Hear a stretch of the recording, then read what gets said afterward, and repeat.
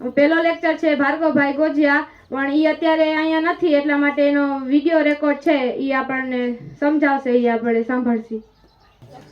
વિષય છે વ્યક્તિત્વ. નમસ્તે સૌને, હું ગોજિયા ભાર્ગવ. આંબીએ ઊંચે આકાશે સુરેશભાઈ પટેલના આ પુસ્તકમાંથી આજે શિબિરનું પહેલું ટોપિક.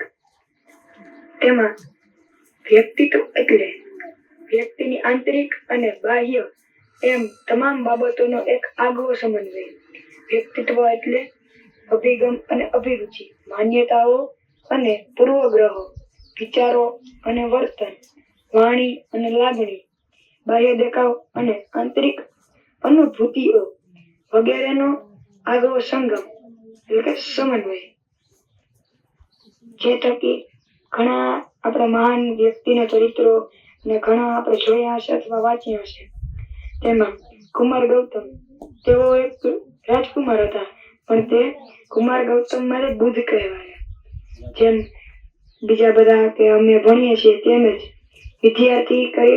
વિદ્યાર્થી હતા આલ્બર્ટ આઇન્સ્ટાઈન. તેઓ અત્યારે મહાન વૈજ્ઞાનિક છે. અને આપણી બાજુના જ પોરબંદરના જ જેઓ વકીલ હતા, વકીલ મોહનદાસ, તેઓએ આપણી આઝાદીની લડતમાં ઘણો ભોગ આપ્યો છે. તેવા મહાત્મા ગાંધી, આ હતું તેમનું વ્યક્તિત્વ. સૌને પોતાનું આગવું વ્યક્તિત્વ હોય છે, જરૂરી છે, અને વિચારવાની, ઓળખવાની અને સમજવાની, પોતાને ઓળખવાની પ્રક્રિયા પણ પાછળ વ્યક્તિત્વનો જ એક ભાગ છે.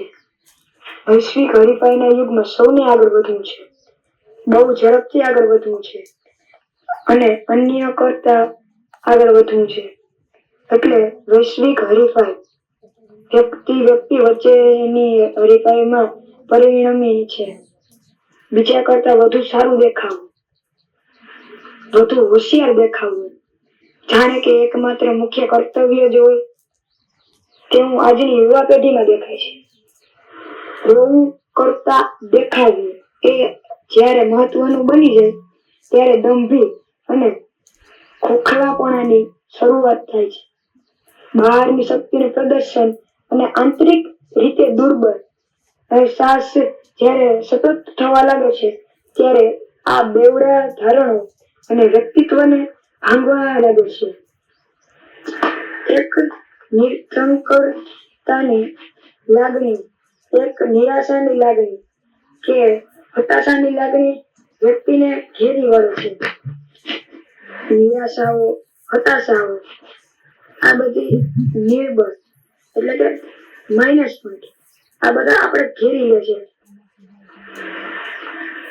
આજની યુવા પેઢીને વ્યક્તિત્વને વિકસાવવું છે, પણ એની સ્પષ્ટ સમજ નથી.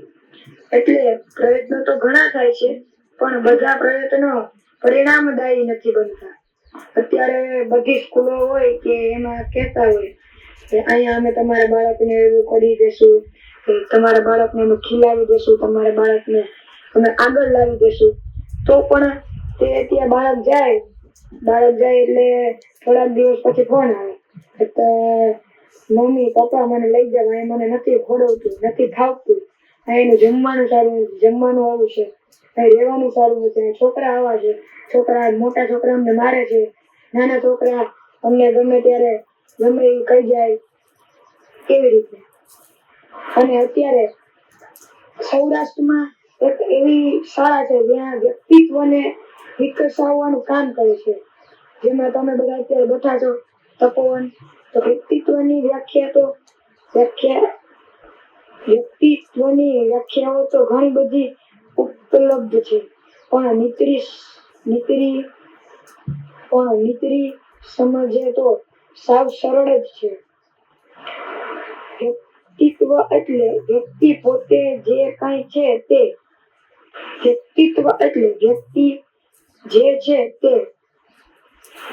વ્યક્તિમાં ઘણા દુર્ગુણો હોય, ઘણા સદગુણો હોય, એવી રીતે અલગ અલગ વ્યક્તિત્વ છે. પૃથ્વી પર પ્રત્યેક વ્યક્તિ આગવી છે, કોઈ બે જણા સરખા નથી. અર્થાત જેટલી જનસંખ્યા છે એટલા જ વ્યક્તિત્વ છે.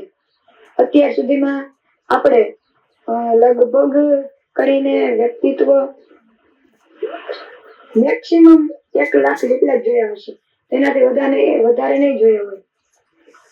આપણી સામે 1 લાખ જ વ્યક્તિત્વ આવ્યા છે, એટલે કે 1 લાખ જ વ્યક્તિઓ આવ્યા અને તેનું વ્યક્તિત્વ આપણે જોયું. વ્યક્તિનું પોતાનું આગવું અને એની આગવી અભિવ્યક્તિઓ સમન્વય એટલે વ્યક્તિત્વ. તેનું પોતાનું આગવાપણું એટલે તે કેટલું આગળ છે તે, અને તેની આગવી અભિવ્યક્તિઓ નો સમન્વય એટલે જ વ્યક્તિત્વ. વ્યક્તિત્વમાં પોતાની આંતરિક અનુભૂતિઓ એટલે કે આપણા શરીરની અનુભૂતિઓ, અંદરની મનની સમજણ, મૂલ્યો, સિદ્ધાંતો, અભિરુચિ, અભિગમ અને બાહ્ય અભિવ્યક્તિઓ. અભિવ્યક્તિ એટલે બહારની અભિવ્યક્તિઓ એટલે કે આપણે જે દેખાવામાં છીએ તે, જેમ કે દેખાવ, વર્તન, વાણી, વ્યવહાર. દેખાવ એટલે આપણું રૂપ, વર્તન એટલે આપણું જે બીજાની સામે શું કરીએ તે, વાણી એટલે કે આપણે જેની કોઈ સામે હોય તો તેની સામે કેવી રીતે બોલવું તે, અને વ્યવહાર જેની સામે આપણે કરીએ તે. એમ બંનેનો સમાવેશ થાય છે. પહેલું આંતરિક અભિરુચિ અને બીજું બાહ્ય અભિરુચિ. જ્યારે વ્યક્તિની બાહ્ય અનુભૂતિઓનું અનુસંધાન આંતરિક મૂલ્યો સાથે થાય ત્યારે વ્યક્તિની સુગંધ પ્રસરે છે. કોઈ સારા કે મહાન હોય ત્યારે તેની સુગંધ પ્રસરે, એટલે કે તેની નામના ખૂબ જ ઝડપીથી ફેલાય. જેમ કે કોરોના કેમ જલ્દીથી ફેલાયો, એટલી સ્પીડમાં કેટલા